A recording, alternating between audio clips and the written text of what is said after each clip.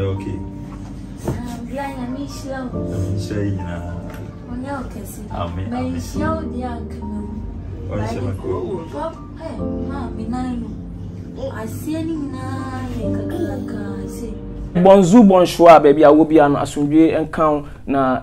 medawase se de bia okọ na wo saba se obehwe wa media ene your first time so na wa subscribe the trending issues ewo Ghana nyina no medimu bibia edebema ewo ahase aduama enase ensemben na ebobo free Dr. Likee camp ne nkrabata ye friend say Gunshot camp eba akura ye friend say Wendy ana owo Gunshot camp se semra me no ka say de wadwane afirifia medi mu nchire mu nyina bima Gunshot akasa na wohwe ne frustrations ene awreho a wone kasemu a talemuchuku na menka de wom ene de sie nyina emfanchiro Gunshot a Akabineza boy Gunshot Dr. Likee boy Gunshot wodi dwumabdie bi asine ni so a woye a chense okogatu na wakotama manfo a sebiu omoye ndubone ede omukwa akwe bone no okotama mo afiri honum na wasiisi omo ayomo kama dwumadi a wodi no obone homoden pa obi anso bona baso but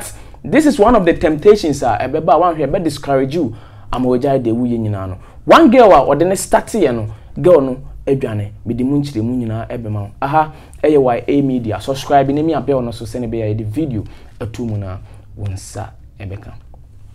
abusia yenko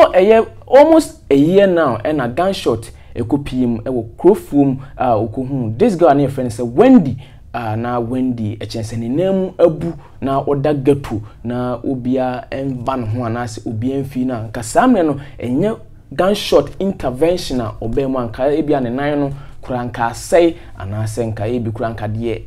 bone bi ato akura na anka wati ase na ukohwe hawa opike no from that place na odine ko therapist na ye twene nan odine ko hospitals na oma akura no feel at home na o protect akura no bone ho banjeje akura no so sene wo se ojeje na ene no akura no atumi apie afrifia wankra na onye na adwen se oba na arehosem pa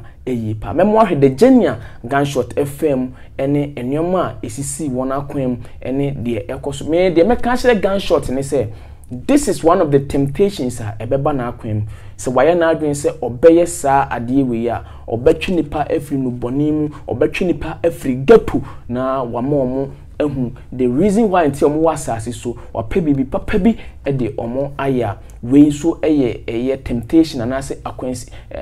social ni bia beba this is happening sene be ya wabem ebebu na wajai de oye ni nyina but tintim minu abema tintim abusuya Gunshot akasa after say girl no and I say ne ba Wendy edwane free me personally I have a personal conversation with Gunshot na o che ne frustration say ohun de onye kra na che say asem no esidarada but na Gunshot ehun how we communicate to the fans any one a wo hye ne because one a wo hye ne bebere pesa akra na e friend Wendy na sem yi pa woda na hwefo na kuma so what you say amanfo eda wodo edi kire Wendy no enti na Gunshot ehun how obe communicate the enyoma esi no a kire ne fan but finally wa break silence wa kire nsem how enyoma esi wo fi ho nyina meme ni Gunshot enkomo a Gunshot kire ma ofa akora ne se ne ba odo no wona kumem nemu akora no ekone mpo wankara no akura no na Gunshot eye bibia obetumi aye bia na akura ne hu se no this is a new family na family we say woda yakoma so but entumi anko wiesa aswodin and memfa blame no so ma akura ne pi because akura na still na uswa oye uswa Wendy no uswa enti ohwe how na woye exposed to a new bi na this time no owofi what you say ejeje no so de obedi na omobedi de obeye de opese woye no na oye na ebia onfilise no otumi hye fie sa ene ade because Gunshot de me untumi enkodi nkwase asem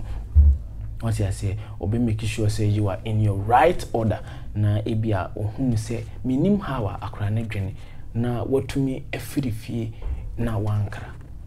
abusia videos ni bi eni twegu ye how a enwoma gunshot mu go through ene ade na enda form kura omukotwe ne nan omukoyese ene ade ne nyina no na afi wapie anase wafiri wadwane afiri fia gunshot enso de nanum sem aba betudwa yebekọ ne yakotie ensem a gunshot ene ni sister na akura no ewo ne nchen so ede atudwa ene won frustration ene ejawa eye wo moya se sebio wo kraman kura na se wo kraman ewu a anase wo kraman yera hwe yawa ukom ne frustration ya ukom na sebio enipa wado no invest so much ewo ni mu na nipa no ebedwane afiri wo nchen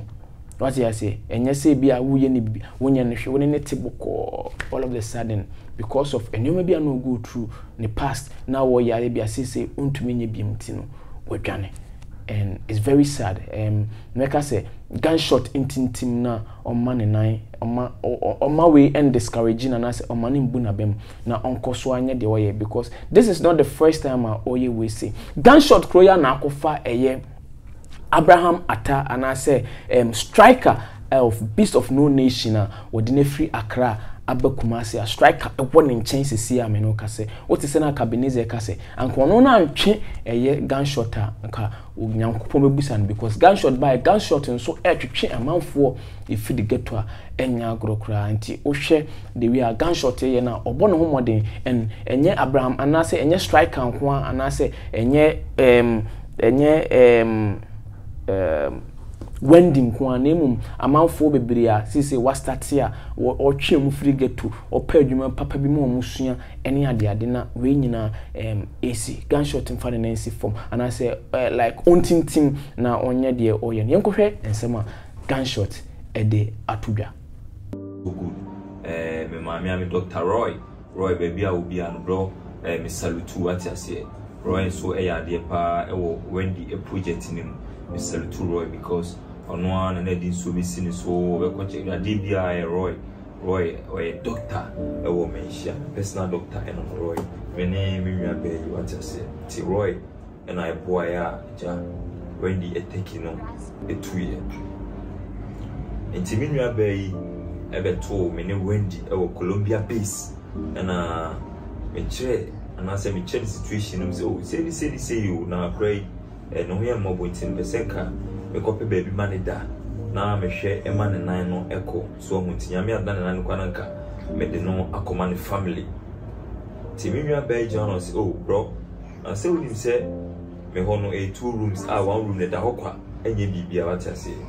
enti no once nipa ne on nipa na de ne ko hotel akobo ka na sa ne man de oh I don't buy that mano emetena me ho so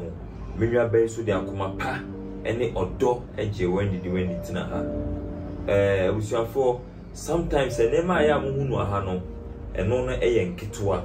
say bia Wendy simi pewe eno no ye nketewa what I say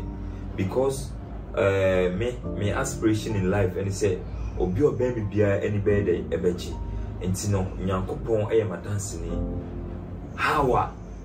isi ema Wendy e feel okay e wo fia even a chain sebi na wofo omo woni mpo what I say because so no enti because abra odi enkama nhia wo ne me maame a abra mo di enkama nhia mo a because dem we nyina me hu bi da what I say enti ye de nanka ya adwene se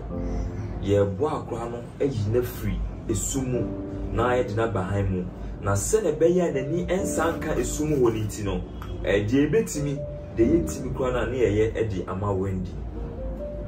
so me dia same same because time I Wendy nine no e kon kakra mi nua be ye edi Wendy command downfall say one no like on che Wendy adwuma na downfall no obotre eye sai ma ne ma no on the command no say on che Wendy adwuma which means opeso oma akwa future when they start here adwuma no or ko adwuma no kakra enti oho time so some work between line na me fan wo fi because that time o adwuma mu na makwakofa Wendy even the madam no ne adwuma no kwa edi no that oh we very smart girl because omo obeto omo adwuma no mu nyina no kra no bebre wabesa omo ho abehunu adwuma no ache omo so hu fine eye ni gisem emame eye ni gisem emame nwabe Wendy etifi ha edi Wendy aye eba enwa keto apekope menwa ben so edi Wendy ahye ne yem tise ono an yemu ba because akwa ne free me nchen ena eba ontiase one time no adwuma ena menwa bay friends bra obefa Wendy ana and I'm because sometimes if you are a Wendy na me de no apie so say be a restaurant be baby sana me de na kotina na me ko baby kura na me ti me fa ne meeting sorry edin di machi say because person say o feel vibes no say baby no no e ho no a dirty place and enye e ho ana say nye gatu nko na ni je de e wo na ni je papa no e wo side ha enti time bia no me try say mema akwai eni age Wendy obaye edan a udem u TV obibia e wo edan mu ti say de ope ho ha e TV bia o ha ultimate na time bia pesa okoda bia wa sore kwakoda di ope ofi ha na Wendy wudi afide ba ni sen enti bi nwa bay gusame say bra wa ba be fa Wendy ana na so debut na me kwa mo location me ye adwuma na ma ise se adwuma me ye kwa no wo mu ayibi na Wendy so mama no ayibi but mo time no enya nduru ho ohun ti mo no sa ene ye Wendy ene mimi apio mimi ye akwaya na osimi nwa bai na so sisie no Wendy ene mimi apio abusia video na etwagu ye o hwe how gunshot echirechire nsemu na eyarehwo sem ewo honum na me de message gunshot say girl no esa twanani na oba onsan so ni mu ofel so na onchire say the prodigal son and say bible class obi ye boni ya infant 7 times 77 ewo honum enyago eya wom de but onso ni mu onchire say they was starting it was say owie because o hwe amount ene adea akonimu na gunshot omo wabemu bua ebe me yaye pa enti make sure say the besi bia no hu say eye temptation enti no e base ya na wahu how we control your emotions and everything meaning say we a strong guy I'm pleading say akra ne ba bie mu age no me per se me akra ne da makoma so ye pa because of you ene enwoma oda ne di kire ne nti no obeda amanfo bebere nso akoma so yen ayehwe o channel nde obeda a lot of us yakoma so disappointment is there but you best show say obehwe na wohu de wo ho bia na wasa so ne mu biem ede amaye on our knees ene be power show say obesa AYA Media Plus obetumi subscribe na wemi abe ono so send be a video no editum na onsabeka the entertainment update bibia e wose hu bia no mema wo ehu bibia e wa hase kama pa subscribe ni mi abe ono so send be the video etum na onsabeka makrao